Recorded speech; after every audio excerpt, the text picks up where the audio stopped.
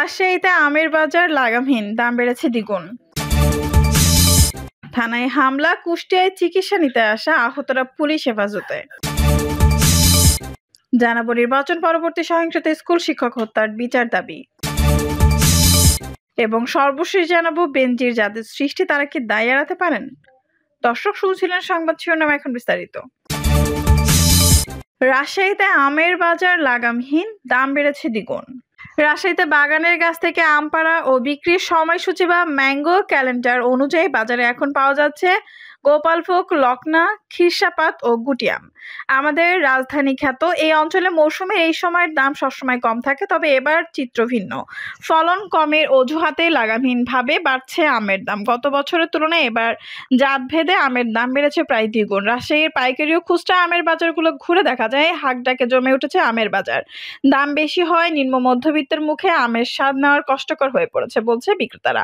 আমের পাইকারি বাজারের মোকাম রাজশাহীর বানেশ্বর বাজার ঘুরে দেখা যায় বাজারে গোপালভোগ আম 3700 থেকে 3800 টাকা, খিরসাপাত 4000 থেকে 3000 টাকা, লাকনা 1700 থেকে 1800 টাকা ও গুটি আম 1200 থেকে 2000 টাকা মন দরে বিক্রি হচ্ছে।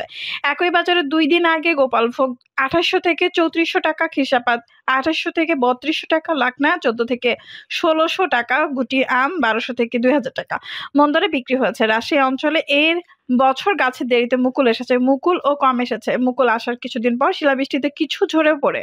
এরপর এপ্রিল মাসে তীব্র তাপদাহ বয়ে যায়। তাতেও আমের গুটি ঝরে পড়ে। শেষে ঘূর্ণিঝড় রিমালের কারণেও রাজশাহীর আম ঝরে পড়ে। গত বৃহস্পতিবার 6 জুন ঝটিকা ঝড়ে অনেক আম পড়েছে।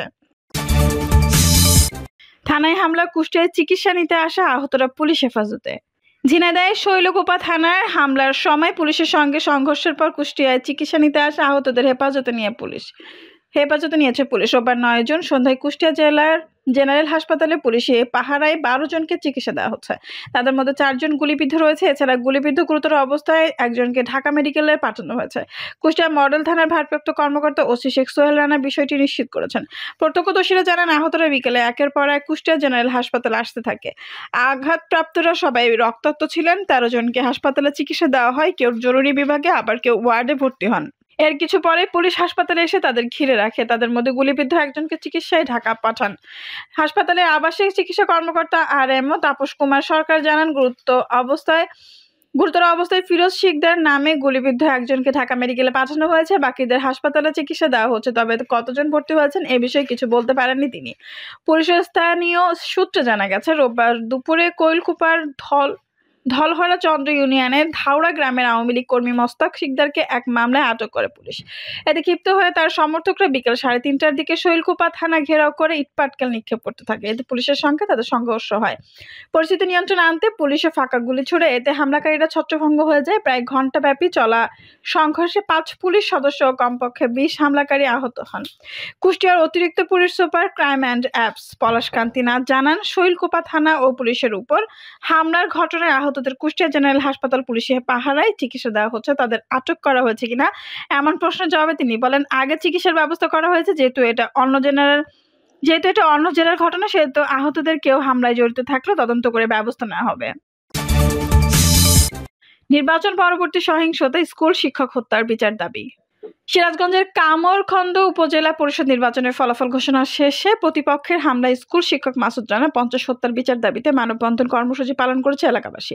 নিহত মাসুদ রানা উপজেলা রায়দৌলতপুর দক্ষিণ পাড়া মৃত আব্দুল মান্নানের ছেলে ও শেলবরিশা বিউকে উচ্চ বিদ্যালয়ের শিক্ষক ছিলেন। মানববন্ধনে বক্তারা বলেন, উপজেলা পরিষদ নির্বাচনের ফলাফলকে কেন্দ্র করে স্থানীয় বিএনপি নেতার লোকজন আওয়ামী লীগের কর্মী স্কুল শিক্ষক মাসুদ রানাকে পরিকল্পিতভাবে নৃশংসভাবে হত্যা করে। আমরা মাসুদ মাস্টারের হত্যাকারীদের দ্রুত বিচার দাবি করছি। কামারখান্দা থানার ওসি মোহাম্মদ রেজাউল ইসলাম জানান, স্কুল শিক্ষক মাসুদ রানার হত্যা মামলায় এজাহারভুক্ত ব্যক্তিরা সবাই পলাতক রয়েছে। তাদের মুঠোফোনের বন্ধ, তবে আমরা তথ্য প্রযুক্তির সাহায্যে তাদের গ্রেপ্তারের চেষ্টা করছি। বেনজির যাদের সৃষ্টি তারা কি দায় এড়াতে পারেন। গত বেশ কিছুদিন ধরে পুলিশের সাবেক মহাপরিদর্শক বেনজির আহমেদ ও সাবেক সেনাপ্রধান অবসরপ্রাপ্ত জেনারেল আজিজ আহমেদকে নিয়ে ব্যাপক আলোচনায় সমালোচনা চলছে। মে মাসে ঘটে যাওয়া পরপর ৩টি ঘটনা দেশ জুড়ে ব্যাপক আলোচনা তুলছে।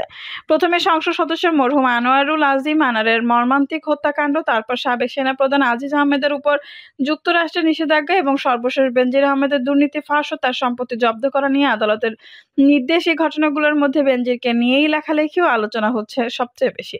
ফলে বাকি দুটো ঘটনা কিছুটা পিছিয়ে পড়েছে। পুলিশ একটি রাষ্ট্রের সরকার ব্যবস্থার গুরুত্বপূর্ণ অংশ। রাষ্ট্রের অভ্যন্তরীণ আইন শৃঙ্খলা রক্ষা করা ছাড়াও সমাজের অনেক সেবামূলক কাজের সঙ্গে জড়িত থাকতে হয় পুলিশকে। এছাড়া দেশের অনেক দুর্যোগ দুর্ভোগ মোকাবেলায় পুলিশ গুরুত্বপূর্ণ ভূমিকা পালন করে থাকে। এমন একটি প্রতিষ্ঠানের প্রধান হিসেবে যোগ্য ব্যক্তিকে নিয়োগ দেওয়া হবে, এটাই প্রত্যাশা। পেশাগত যোগ্যতার দিক দিয়ে পুলিশ মহাপরিদর্শক হিসেবে বেনজিরকে নিয়োগ দেওয়া সরকারের ভুল ছিল, এই কথা বলবো না। পুলিশের মহাপরিদর্শকের পদ অলংকৃত করার মতো যোগ্যতা ছিল তার। তবে তাকে নিয়োগ দেওয়ার সময় শুধু পেশাগত যোগ্যতাই কি বিবেচনা করা হয়েছিল? নিঃসন্দেহে তা নয়। তাকে নিয়োগের সময় আওয়ামী লীগ সরকারের প্রতি তার অকৃত্রিম অনুগত ও যে কাজ করেছিল তাতে কোনো সন্দেহ নেই, কথা সবাই জানেন। এই পদে নিয়োগ পাওয়ার আগে বেনজির ঢাকা মেট্রোপলিটন পুলিশ কমিশনার ও র্যাবের মহাপরিচালক হিসেবে আওয়ামী লীগ সরকারকে চাহিদা মাত্র সেবা দিয়ে যোগ্যতা পরিচয় দিয়েছিলেন। আওয়ামী লীগ ক্ষমতায় আসার পর 2009 থেকে 2022 বেনজির বরাবরই সরকার সুনজরে ছিলেন। এই সময় তিনি গুরুত্বপূর্ণ 3টি পদে নিয়োগ পান। 2010 থেকে 2015 সাল পর্যন্ত টানা 5 বছর বেনজির ঢাকা মেট্রোপলিটন পুলিশ কমিশনার হিসেবে দায়িত্ব পালন করেছেন। ঠিক একইভাবে তিনি 2015 থেকে 2020 সাল পর্যন্ত র্যাবের মহাপরিচালক হিসেবে এ সময় বিভিন্ন ও রাজনৈতিক প্রতিপক্ষ দমনে তিনি এতটাই উৎসাহিত ছিলেন, আওয়ামী লীগ সরকার তখন তাকে অপরিহার্য মনে করেছিল। এজন্য সরকার তাকে এত লম্বা সময় এই দুটি গুরুত্বপূর্ণ পদে বহাল রেখেছিল। তারপরে তাকে পুলিশের মহাপরিদর্শক হিসেবে নিয়োগ দেওয়া হয়। তিনি 2020 থেকে 2022 সাল পর্যন্ত ওই পদে ছিলেন। বেনজির আহমেদের প্রায় 35 বছরের চাকরি জীবনে তিনি 5 বার পুলিশের সর্বোচ্চ পদক বাংলাদেশ পুলিশ মেডেল লাভ করেন। এই পদকগুলো তিনি 2011 থেকে 2019 সালের মধ্যে পেয়েছিলেন। এছাড়াও তার কৃতিত্বের মধ্যে রাষ্ট্রপতি পুলিশ পদক আছে। আওয়ামী লীগ সরকার স্বরাষ্ট্র মন্ত্রণালয় 2020 থেকে 2021 সালে তাকে শুদ্ধাচার পুরস্কার দেয়।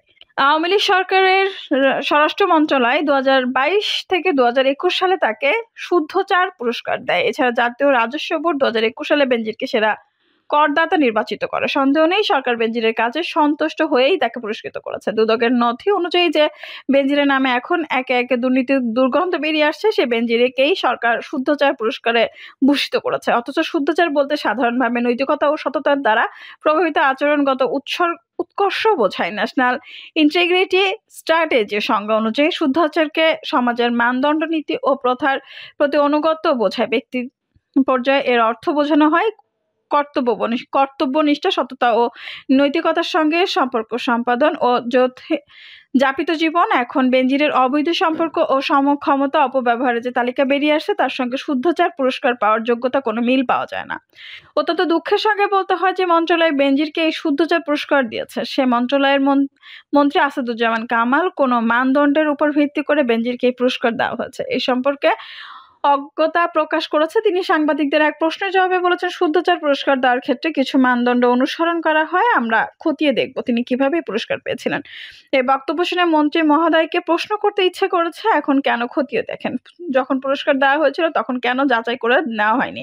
এখন চারদিকে হইচই রই রই পড়ে যাওয়া আপনাদের বেনজির গুণ মুগ্ধতার মোহভঙ্গ হয়েছে। মাত্র দুটো উদাহরণ দিলে স্পষ্টভাবে সরকার একজন দুর্নীতিবাদ সরকার কর্মকর্তাদের কিভাবে পুরস্কৃত করেছে। সরকার স্বরাষ্ট্রমন্ত্রী যখন তার মন্ত্রণালয় থেকে 2020-21 সালে বেনজিরকে শুদ্ধাচার পুরস্কার দিয়েছে, সে সময় দুদকের তথ্য অনুযায়ী বেনজির ও তার পরিবার প্রায় 87 একরেরও বেশি জমি ক্রয় করেছে। 2021 সালে জাতীয় রাজস্ব বোর্ড যখন বেনজিরকে সেরা করদাতা নির্বাচিত করে, ওই সময় বেনজির ও তার পরিবার 138 একরের বেশি জমির মালিক ছিলেন। সরকারের উচ্চ মহল কি এখন অস্বীকার করতে চায়? ক্ষমতার অপব্যবহার করে বেনজিরের এত অবৈধ সম্পদের মালিক হওয়ার কোনো তথ্যই তাদের জানা ছিল না। রাষ্ট্রের অত্যন্ত শক্তিশালী দুইটি গোয়েন্দা সংস্থা তাহলে কি করছে? অন্যান্য দায়িত্ব পালন ছাড়াও রাষ্ট্রের গুরুত্বপূর্ণ ব্যক্তিরা কখন কি করেন সে খবর সরকার প্রধান সহ সংশ্লিষ্ট দায়িত্বপ্রাপ্ত ব্যক্তিদের কাছে পৌঁছে দেওয়াও এই দুইটি গোয়েন্দা সংস্থার কাজ। এই সরকারের আমলে এই সংস্থা দুইটির একটিতেও আমরা কাজ করার অভিজ্ঞতার আলোকে বলতে পারি, সংস্থা দুটো অবশ্যই যথাসময়ে বেনজিরের সব কর্মকাণ্ড সম্পর্কে সরকারকে অবগত করছে। তাছাড়া তাদের কোনো উপায়ও নেই, কারণ এসব তথ্য যদি অন্য কোনো সূত্রের মাধ্যমে সরকার প্রধানের কাছে পৌঁছে যায় তাহলে তাদের অবশ্যই জবাবদিহি করতে হয়।